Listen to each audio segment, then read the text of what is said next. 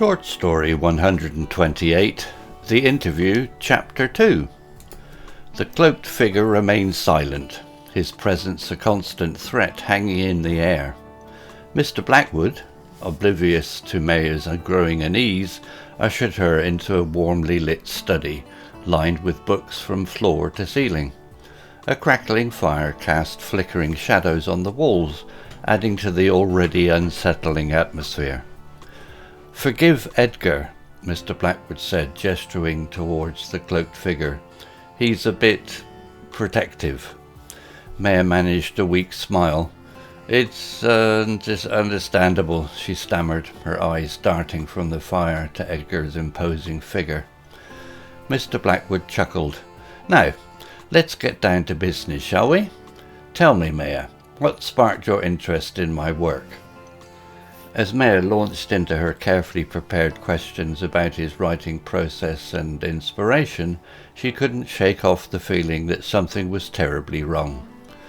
Edgar stood motionless, his eyes fixed on her with an intensity that sent chills down her spine. Suddenly a loud crash echoed from upstairs. Mr. Blackwood frowned. "Excuse me for a moment," he said, his voice laced with concern. He hurried out of the room, leaving Maya alone with the silent, menacing Edgar. Heart pounding, Maya stole a glance at the window. The rain had stopped, leaving behind an inky blackness. Escape seemed impossible. A desperate plan began to form in her mind. Seizing the opportunity, Maya feigned a sudden need for the restroom. Edgar grunted but didn't move to stop her. As she scurried past him, she snatched a heavy silver candlestick from a nearby table, its weight a reassuring presence in her hand. Following the sound of Mr. Blackwood's voice, she navigated the dimly lit corridors. The air grew colder, and a faint metallic scent filled her nostrils. The sound of hushed voices led her to a hidden doorway tucked away at the end of a dark hallway. Taking a deep breath, Maya pushed the door open, revealing a hidden chamber lit by a single flickering oil lamp. Mr. Blackwood stood there, his back to her, hands bound behind him. A burly man with a thick beard and a cruel glint in his eye held a knife to Mr. Blackwood's throat. "Don't make a sound," the man snarled, his voice rough, "or the old man gets it." Maya's mind raced. She had stumbled into something far more sinister than a reclusive author's interview. This was a kidnapping, and she was now a pawn in a dangerous game. But fear wouldn't save her. With a surge of adrenaline, Maya lunged forward, smashing the candlestick against the back of the kidnapper's head. He cried out in surprise, dropping the knife. Mr. Blackwood wasted no time. He lunged for the knife and used it to cut the restraints. In the ensuing struggle, the lamp toppled over, plunging the room into darkness. Shouts and grunts filled the air as Maya grappled with the kidnapper, adrenaline masking her fear. A crash followed by a thud told her the kidnapper was down. Gasping for breath, Maya fumbled for the fallen lamp. In the dim light, she saw Mr. Blackwood kneeling beside the unconscious man. He looked at Maya, his eyes filled with gratitude.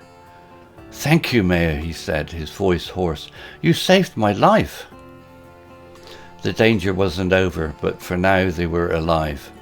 Together they had to figure out who was behind this, why, and how to escape the looming darkness of the Gothic mansion. The interview had taken an unexpected turn, and Maya knew the real story was just beginning. To be continued. Vocabulary notes. Crackle, a series of sharp snapping sounds. Example, a crackling fire cast flickering shadows on the walls. Unease, a feeling of worry or nervousness. Example, Maya's unease grew as Edgar remained silent. Candlestick, a holder for a candle. Example, Maya snatched a heavy silver candlestick from a nearby table. Hushed, very quiet. Example, the sound of hushed voices led her to a hidden doorway. Grunt. A low, deep sound made by someone who is exerting effort or is in pain. Example, a crash followed by a thud told her the kidnapper was down. Gasping. Breathing heavily and quickly, especially because of exertion or surprise. Example, gasping for breath, may have fumbled for the fallen lamp. Story written by Google Bard AI. Image created by desgo.com AI. Hello, this is Steve. If you enjoyed this story, please would you take the time to leave a meaningful comment and click on the like icon. If you want to know when the next story has been uploaded, please click on the notify bell icon to be notified. If you haven't already, please subscribe to my channel and tell your English learning friends so they can benefit too. Thank you.